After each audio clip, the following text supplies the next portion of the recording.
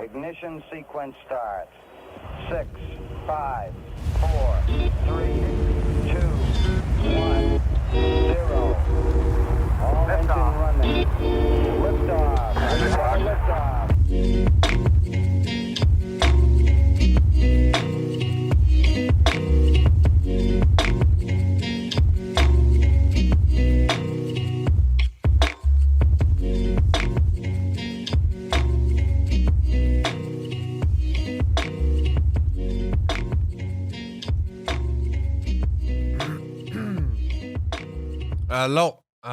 Hello. What is up, family? Welcome back to this week's episode of Interplanetary Monkeys, episode number 60. All right. Please excuse any hiccups or troubles that you hear in my voice, in my speech. It has been a rough week in the health department. Okay. One of those weeks. So let's start here first. I'm almost positive that it's not COVID because I already retracted COVID earlier this last year. It would have been in March, and it was terrible, right? I had a feeling that I was missing a portion of my lungs. It was not good. And from what I can tell, or what I've seen online, is that you can't retract COVID more than once. Some people have, but it has been it's very limited in numbers. From what I can tell, it's under the 100 amount of people that have actually retracted COVID more than once. So I don't think it's that, and it's not that serious. What I'm experiencing right now is just your standard head cold symptoms. All right. And along with that has been a huge hit in productivity. Right? Especially the last couple days, Thursday, Friday, Saturday. It was hitting hard in the motivation department. I was feeling sluggish, rough. I felt like all my energy was being allocated to defending my body against this cold, and I didn't have much left to conquer goals, to stay focused, and so on. So it is going to be a little rough getting through today's episode, but we're here. We're going to make it happen regardless. I just felt that, I have a lot on my plate right now. I'm studying as soon as I wake up for this exam coming in March. I am working for my master's thesis defense here in April. And yeah, it was just rough. It was just rough. I found I wasn't feeling the same motivation, the same groove I was in the last couple weeks. And I think we're finding our way out of it. I think things are subsiding. For whatever reason, a lot of my colds end up passing. The final stages end up being the head portion. Right? It's like it moves through my body and then it eventually ends or exits my body through these last couple days of major congestion and just head fullness, I should say. Okay, so we're getting through. We're making it happen. It's going to be a rough one, but we're making it happen. Okay.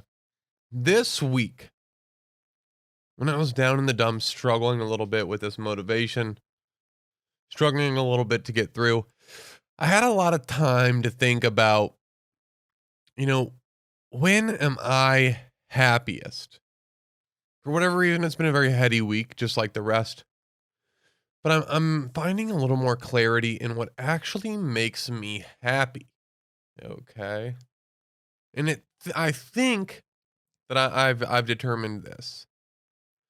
I am happiest when I have a very large and intimidating goal to conquer. Okay, not too wild, not too crazy of a goal like becoming a millionaire by 2022. And something not too small, like eating healthy food this week. Right? That's not a very fulfilling goal for me. The goal has to be just crazy enough that I can trick myself into thinking it's possible and damn near have daily panic attacks on the way to making it happen. Okay, and this is an interesting thing to pinpoint because realizing what my optimal level of stress and my optimal level of workload to make me happy is requiring me to allocate certain eggs of hope, I should say. Where do I put my hope? What do I think about? What do I choose to think about when my favorite song comes on my headphones on my way to the gym or on my way home from the gym? And it's been an interesting thing. I'm learning a lot about how to allocate my hope. What basket do I put my eggs of inspiration into? It's a delicate thing. A balance that's worth trying to understand, I think. Okay, for example, this creative endeavor I'm on in regards to the podcast. I would say right now it isn't the best basket to put a large amount of hope into. Right? The reason I say this is because it's a lengthy grind, a slow and steady grind. There isn't a lot of immediate or instant positive feedback, and this is such an important factor when you're dreaming day to day. Okay, don't get me wrong. I enjoy the hell out of this podcast, and I will continue to pump out these episodes indefinitely. But there are better dreams to chase at the moment for me. There's more immediate reward that I can get from more short term goals that are a lot more responsible, a lot more effective for me to put my eggs of hope into right now. Career aspirations here are a really good example.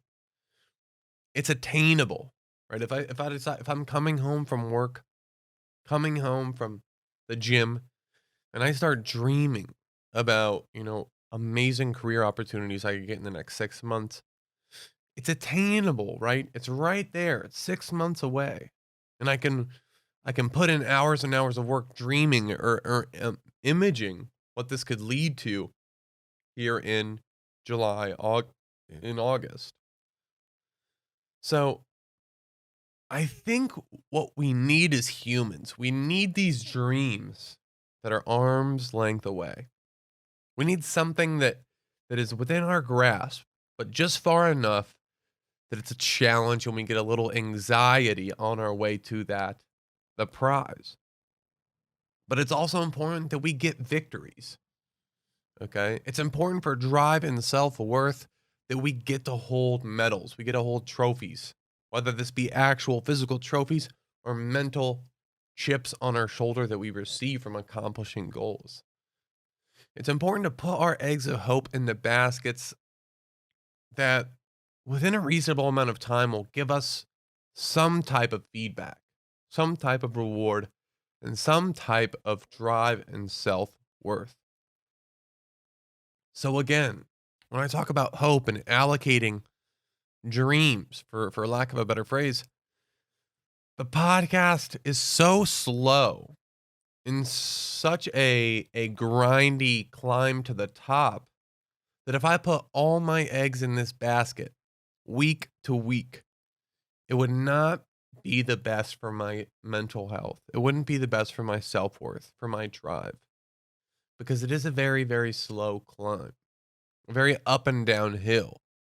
All right. Some weeks downloads drop. It's not really related to the quality of the podcast. Some weeks the views, the downloads rise immensely. It's not really a measure of the podcast. And I've said it before, guys. It's like the stock market, okay? You can't look at these things day to day. You can't look at these things week to week and be like, oh, we're doing well now. Oh, we're doing bad now. Oh, we're doing well now.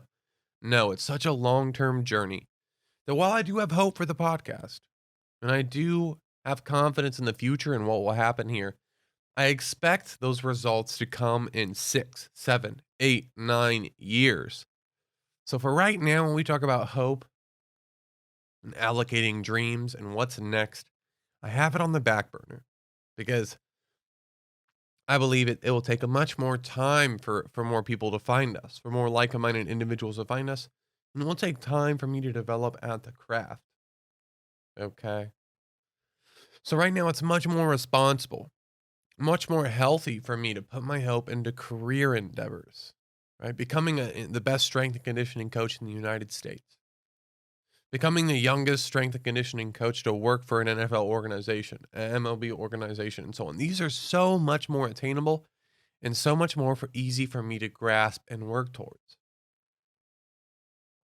Okay, so I'm learning, and that's where I'm happiest.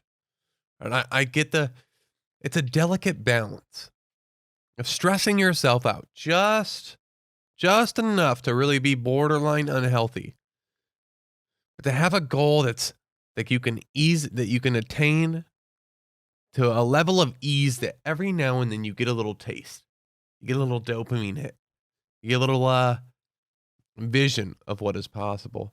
And that's where we're at right now, guys. Just trying to walk this balance, trying to figure out, okay, how can I manipulate this human brain of mine and make sure that we stay consistent, we stay happy, we stay driven. Okay.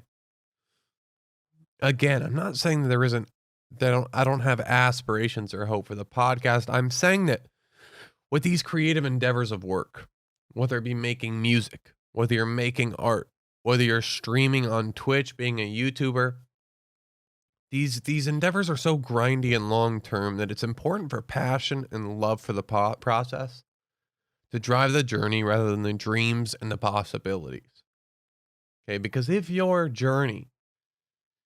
creative endeavor is driven by the potential of fame, the potential of wealth, you will get knocked down very quickly.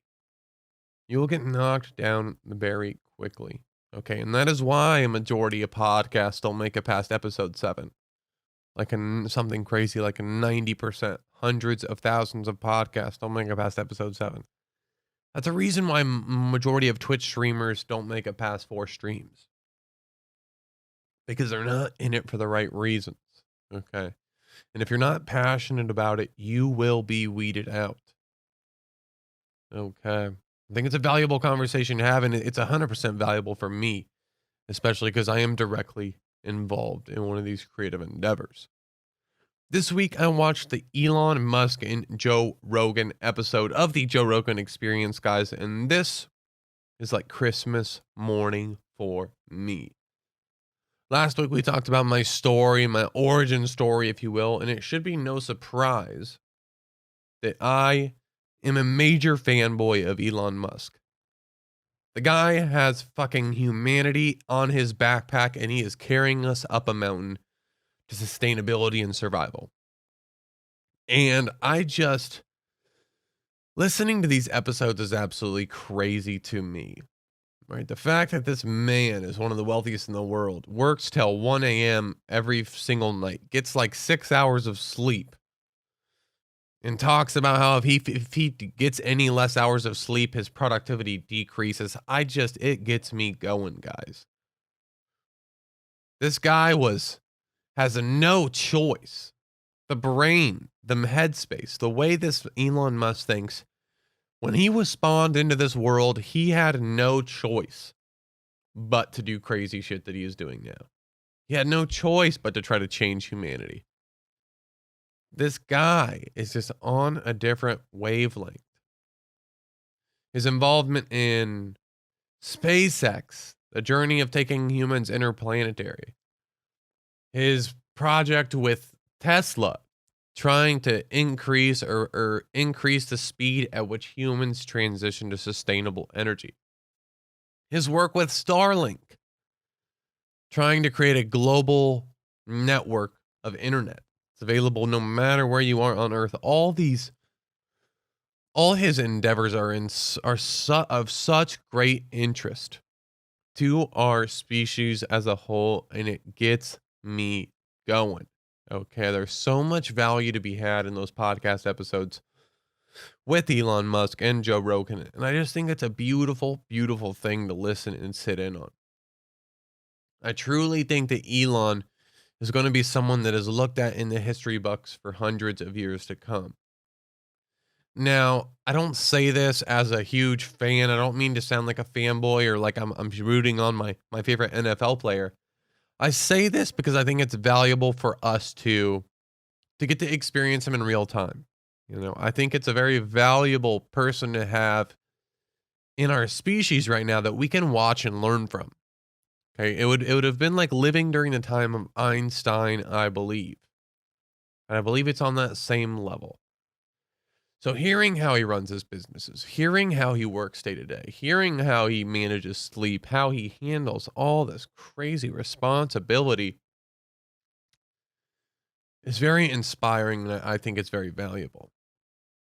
And overall, I would suggest listening to the episode, guys. It's a long one, but the amount of and the amount there is to learn in this man is absolutely nuts. Okay. I think he's a very interesting guy to follow. And I just think there's so much value to be had there when you look into his episodes, when you look into how he thinks about the world, how he works. His work with Neuralink is crazy, guys. The idea that there is the potential that we will be able to download information on the episode with Elon Musk and Joe Rogan, he talks about being able to trigger the orgasmic response in the human brain and how this could be potentially dangerous. And that is crazy, scary, and very, very interesting. They're talking about putting some type of controller on it. Right? If you had a Neuralink brain implant, you could specifically stimulate the orgasm center of your brain and actually trigger orgasms on command. Now, this would be a huge issue because you would get addicted to it. Okay. Now Elon is talking about this from a business perspective, from a human perspective, saying, we would have to have some type of limiter on it. We would have to limit the access to that portion of the brain. We would not let our users operate that. And it was just crazy, crazy stuff to hear about. In the news, guys, I don't know how much there is to talk about. I've been a little off the radar, trying to get my head out of the fucking dirt this week. Head out of the mud. It quite literally feels like my head is in a pool of mud. But what is going on? Okay. What is going on? 4 people in Oregon who received both doses of the vaccine for coronavirus tested positive for COVID. The big takeaway from this news story is that the coronavirus vaccines do not protect you 100% from COVID. Now, while these people who received the vaccine did actually retract COVID afterwards, scientists are saying that it greatly reduced the symptoms and results of COVID. So it greatly reduces your chance of actually being harmed by COVID-19. So while stories like this might be emerging, right, people who received vaccines are still getting COVID, it's a scam, I wouldn't go that far. And I still think there is some level of protection.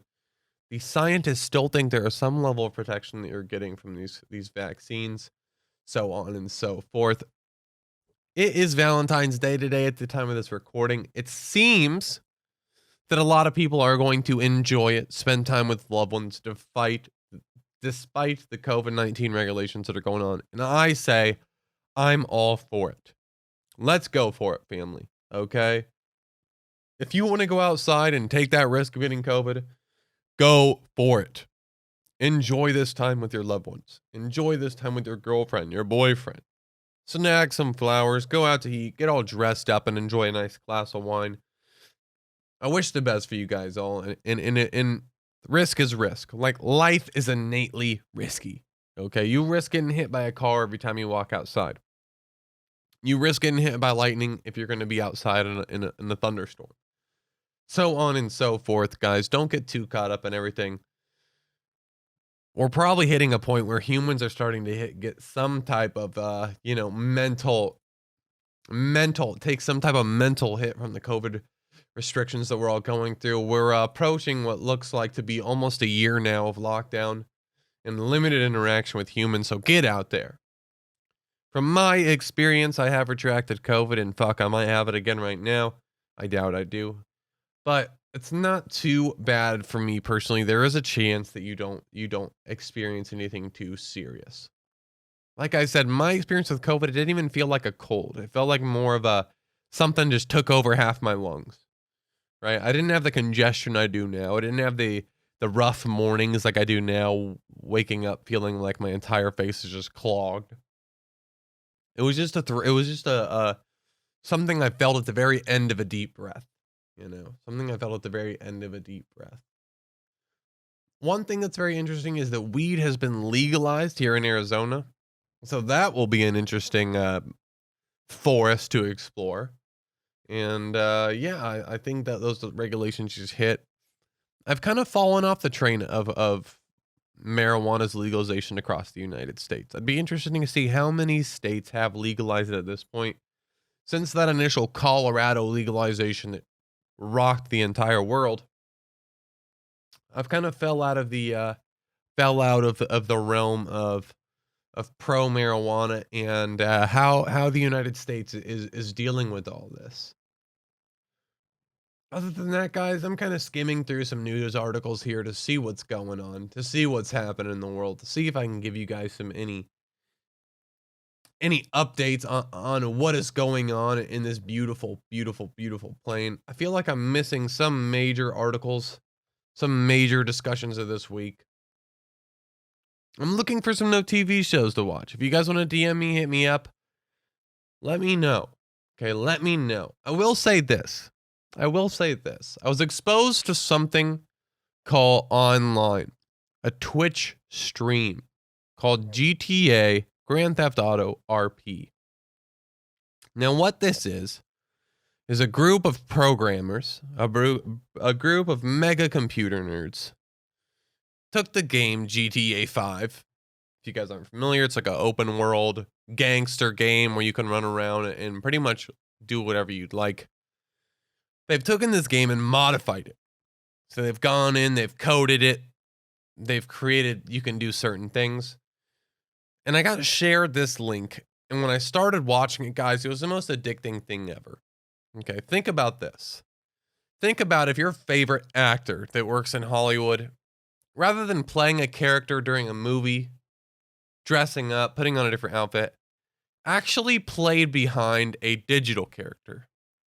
Imagine if you took a bunch of digital characters, threw them in a city, and had voice actors play each one of them individually and go through the world doing improv. There's no script. There's no laid out plan of this is what you say when you say it. Your job is to just role play 10 hours a day.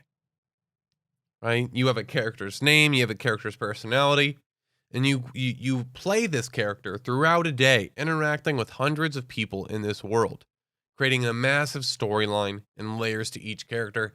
Guys, and I when I pulled up this link, I could not stop watching it. I couldn't help but think this is the future of entertainment. All right? These characters have such massive storylines. Again, it's just a digital world.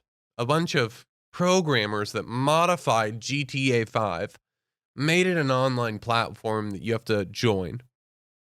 When these players get in here and literally do acting 10 hours a day for weeks at a time, right? And the viewers, from what I could tell, would get so attached to these characters, so attached to the different storylines just because they are so immersive, are so deep. And the voice actors, the streamers, if you will, do a very good job of staying in character and making an immersive experience for their viewers. So I, for one, believe that this type of role play, this type of digital acting entertainment is going to be the future, undoubtedly, guys. Undoubtedly. Other than that, guys, I think we might end it a little early today. I am not feeling the best. We're here. We have some updates. COVID news, vaccines are rolling out. Some people are still getting COVID, even despite having the vaccine. So it's not 100% foolproof. We knew this, or we know this now. What else is going on? Not much, guys. Not much. We're still coming off the Robinhood, GME, stock craze. People are coming back down. Hopefully there's a lot of rich people. I'm still studying for my tests. Still trying to get my life together. Still trying to see what this next wave is going to bring. A lot of uncertainties for the future these next couple months, but whatever, guys. Like I said, this is where I thrive. Just enough uncertainty Just enough of a challenge, a climb to get me going, but not too much to where it's not attainable. Not too much where I can't get dopamine hits here and there from achieving small goals on my way to a long-term destination. So we're excited. Things are moving, and I feel like absolute shit this week, guys. All right.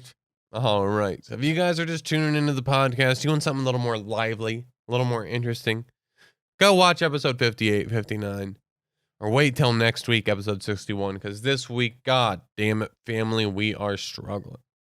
All right. All right. Sorry for the shorter episode this week, guys. Thank you so much for tuning in. Thank you so much for supporting the podcast. Rain or shine, we show up here every Monday. Episodes go live at 4 a.m. So anybody and everybody can experience them Monday as soon as they would like. Shine on, family. Battle through if you're in a low and enjoy the fuck out of it if you're on a high, friend. All right. This is Hunter Klein bringing you this week's episode of Interplanetary Monkeys, and you'll hear from me next week. Peace, peace.